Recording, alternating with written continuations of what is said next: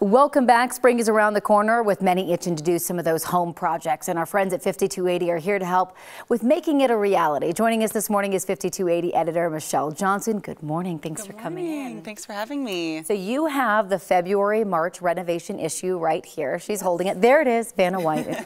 So this is a renovation reality check. What inspired this? Yeah, so obviously when you turn on the TV, you're watching home renovation shows, or you're even reading design magazines like ours, it can make renovations look so easy breezy.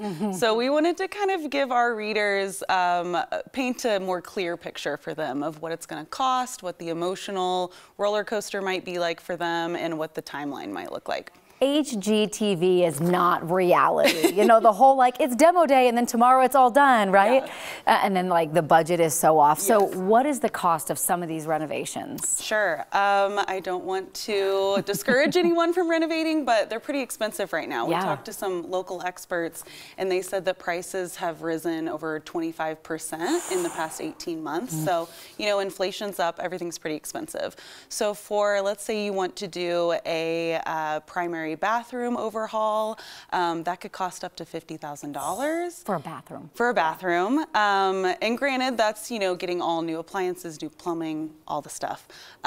For an open concept kitchens, you'd be taking down some walls, adding new appliances, tile, you name it. That could be about $75,000, and then if you want to pop the top on a bungalow, let's say, meaning you would add another level to your home, that could be $500,000. So pricey. It's pricey. So much more than people actually think. So I'm glad you did a deep dive into this. Yeah. You guys are also offering tips for creating an accurate budget. Talk about that. Yeah, so the National Kitchen and Bath Association, they said that you want to budget for a kitchen renovation, you want to look at about 10 to 25% of your home's value. Okay. So that's a good starting point. And then I'd say to really pick out your finishes and your materials before you might think the rebuilding the structure of your home is step number one, but picking out those materials up front is a really good idea because a quartz is much different cost than a marble, let's say. Some other tips, definitely choose your projects wisely.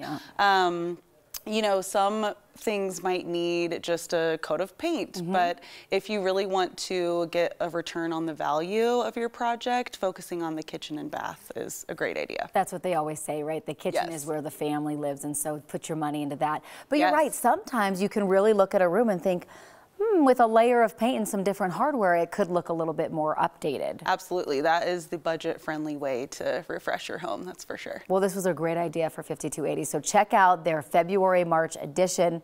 Really great ideas because I know a lot of people do home projects in the spring. Thank you so much for coming in. Thank you.